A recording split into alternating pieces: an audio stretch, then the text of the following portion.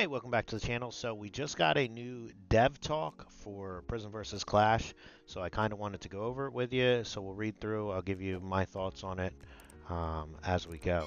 So it starts off with, since the launch of the new Prismverse Clash scenario, we received many complaints and suggestions through the Once Human co-dev feedback platform and other channels. We've received your feedback and acknowledge that the scenario is not up to standards. Here, we would like to respond to some of the issues and questions we have raised. Question: when designing the Prismverse Clash scenario, what kind of experience did you want to offer players? And they answered, in Evolution's Call, PvP is restricted to warbands and specific areas. As Once Human's world already features many factions, we wanted to provide a more free and open PvP experience based around faction battles. At the same time, our idea was that there would be too much PvP pressure on individual players, since players from each faction could cooperate and rely on each other. The next question was, many players have been reporting recently with concerns regarding the game's lag due to server stability issues. Has any optimization been made? So this is a big one.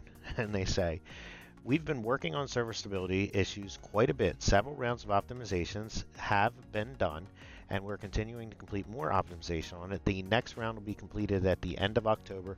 Hopefully, we should see some improvement there. So that's at least some good news. The next question was, some PvE players tried Prismverse Clash as an interim scenario while waiting for the Way of Winter to be released, but then found out it wasn't to their taste. What are your views on this situation? And they said, originally, the Way of Winter and Prismverse Clash were planned to launch simultaneously. However, since the Way of the Winter involved a large amount of content, including new mechanics such as temperature survival and thermal towers, we needed more time for testing and quality control. As a result, we decided to delay the Way of Winter's release. This led to PvE players being forced to play Prismverse Clash for various reasons, such as earning Starchrom or wanting to sign up for the Way of the Winter as soon as possible. We sincerely apologize for this. Once Human is a seasonal game with multiple scenarios, and we want players to be able to choose which scenario to play purely based on their personal preferences. To achieve this, we will implement the following changes. 1. Adjusting how Starchrom are obtained. Starchroms will no longer be linked to specific scenarios. Instead, you'll be able to earn the same amount of Starchrom in any scenario so long as you meet the activity requirements. This system should prevent any scenario-based FOMO and is expected to launch in early 2025. So that right there is really big. So I definitely want to get some more details on that to see if that's, a pro or a con, because I can kind of see both in my head, but I'll hold back on that for now. Number 2, adding a scenario exit function. This will be released with the Way of the Winter on October 17th. Now that we already knew about, and I am looking forward to it, and I will be making a video because I moved one of my characters to one of the hard mode servers just for this. So my main character didn't go to Prismverse. It actually went to a hard mode server. I have another character on Prismverse, but that way, I kind of put my money where my mouth is, because I told people we'll be able to leave early. So I wanted to make sure that, if I told others to do it, that I do it myself. Now, number 3, introducing more scenarios and scenario tags of varying durations to provide more gameplay options. So that's another good thing. Although I personally think that it might fracture the already, thinning player base, but we'll have to see how it all plays out. I guess having, more options can be a good thing. But again, it's another thing where I'm going to, hold my reservations on it for now. The next question is, what about the reports that players are exploiting special conditions in Prismverse Clash to become invincible during territory purification? And they answered, exploiting bugs to break the rules and affect the gaming experience is strictly prohibited.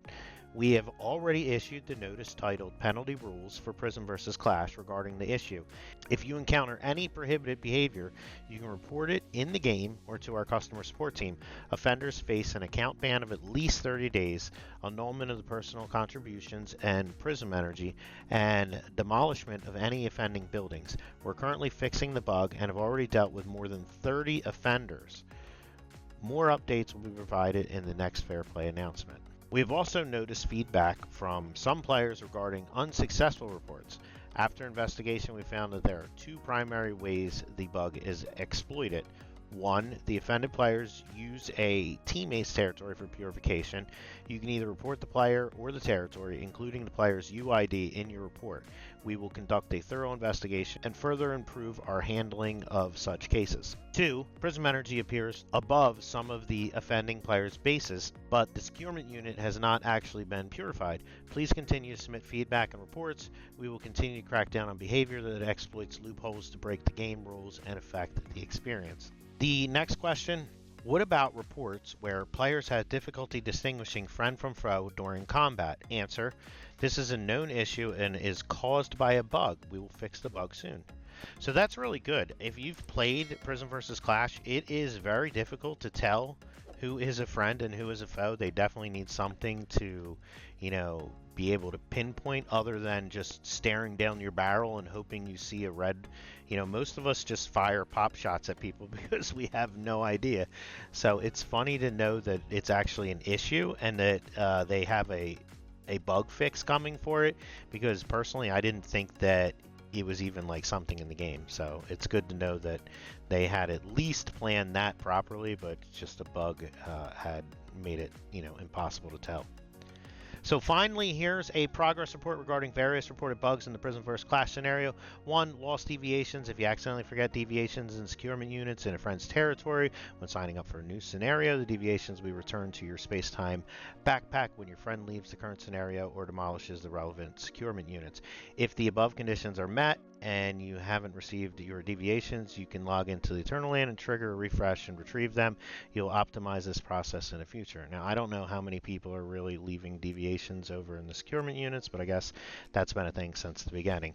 Number 2, cannot open doors with access cards. Wild Dog Island Outpost, Geo Research, they've fixed this, so that's really big, because there's been a couple of these outposts that I haven't been able to finish on Prismverse, so I'll go back in today and check that out. Next is the Northern Tour NBC Ankh disappears, so that's been fixed. In the wilderness, a teleportation tower appears on the map, and its UI is visible, but the tower itself is not visible, so that's fixed. Next, missing new seasonal mail. So after you sign up for and enter a new scenario, all mail in your mailbox will be deleted. All attachment items and rewards will be claimed automatically and transferred to the new season based on the season inheritance rules. For more details, refer to the season inheritance rules in the game.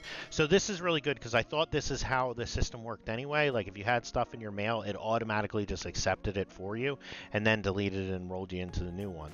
So optimally, the best experience for a player is going to be like if you can not have to do anything before you leave this scenario, go over to a new scenario and everything's there, that's going to be the best scenario, and that's what it sounds like they're working towards, so that's good. So the next thing is cannot relocate territory after the update. So there was a bug that prevented players relocating damaged territories, and it was resolved on October 2nd. Another relocation bug caused by loading errors is still being worked on. It'll be fixed soon. Number 7, some players were getting stuck on the faction selection screen. They fixed that. 8 deviations float in safe zones in sphere form, making them impossible to capture. They fixed that. Prism deviations cannot be brought out of Dig to Hell Public Crisis. That's been fixed. And then 10 territory purifications would be stuck if the buildings were underwater, and that's been fixed. And then they leave with, once again, we sincerely apologize for the subpar gaming experience. Rest assured that we are carefully reviewing all of your feedback. Some issues stem from oversights in the design process, while others are due to lingering bugs. We humbly accept all criticism and questions and are working urgently on the necessary fixes. The reason we choose to address your feedback in this issue of the Dev Talk is to issue a formal apology. We acknowledge that the issues in Prismverse Clash are due to our inexperience. Please give us time to make the necessary adjustments and shape Prismverse Clash into the fair and thrilling faction battle scenario that it should be. That is all for this edition of Dev Talk. Thank you for holding us accountable and giving us your suggestions and criticism. We promise to take them to heart and do everything we can to optimize the game. If you have any other feedback or anything you would like to say to us, feel free to leave a comment. And yes, feel free to leave a comment down here. Now, that is nice that they went ahead and did that Dev Talk, but I don't think any of this stuff is why people are mad. Sure, some of the stuff, exploits and bugs and whatnot, but the Prismverse has So many things wrong with it that I can think of. A lot of stuff that I think they should have realized in the beginning. Like one of the biggest questions that I was sending to them, weeks before it even came out was, how are you going to handle balancing?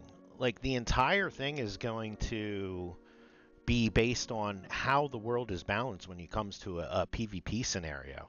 You saw this in WoW Classic, and then WoW SOD fixed it by essentially only allowing the sides to be even. It was like a brilliant move.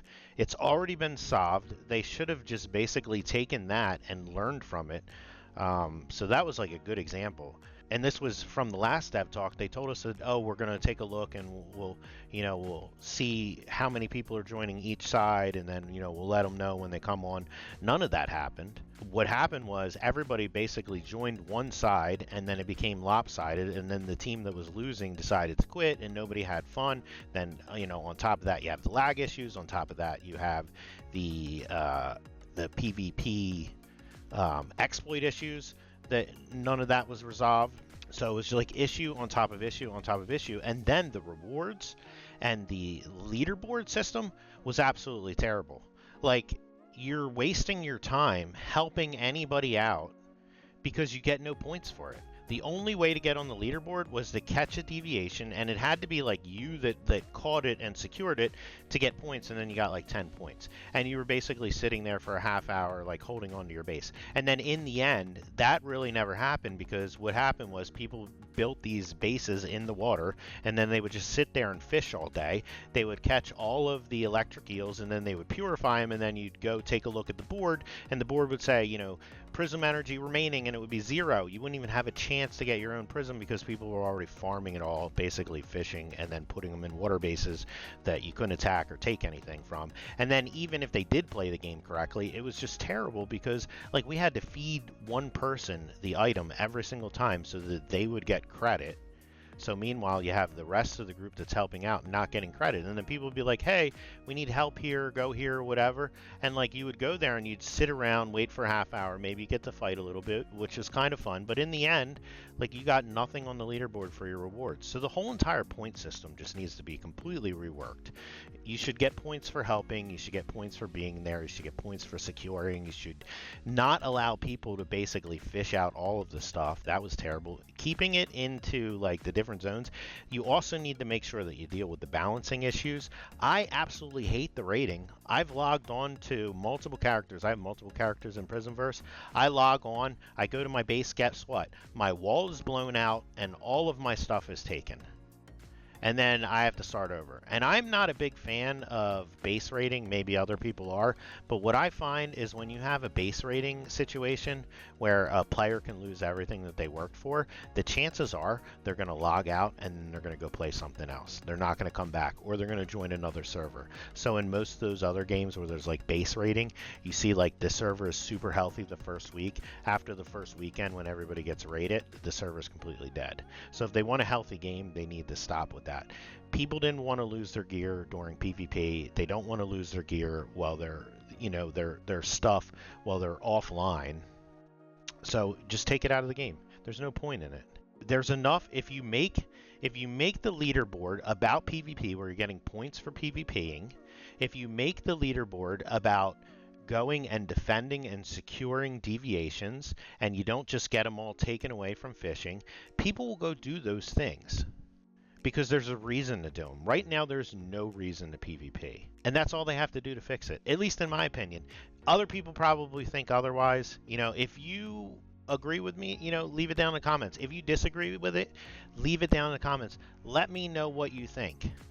I'm usually very positive about this game, but I think Prismverse Clash was probably the worst thing that they could have done. And between that and the lag, it has drove so many people off. I've lost multiple warbands now because of the different issues in the game. I'm very excited for Way of the Winter and looking forward to the dev chat that they have tonight, and I'll be posting a video about it tomorrow. So I'm going to stay optimistic on the game. I think they can, bring it back. They just need to stop making mistakes. They need to listen more to the community, and they need to listen more to, players like myself and other YouTubers that have, 500, 1,000 hours in the game that kind of understand what the community wants. So that's all I had to say. If you enjoyed this video, I know it's a little different from what I usually do. Make sure to smash that like button and subscribe so that you get all that Once Human content, especially the new dev stream that comes out, because I'm going to be also including all the keys in there to get your free Starchrom. Thanks again for watching, and I'll see you guys in the next one.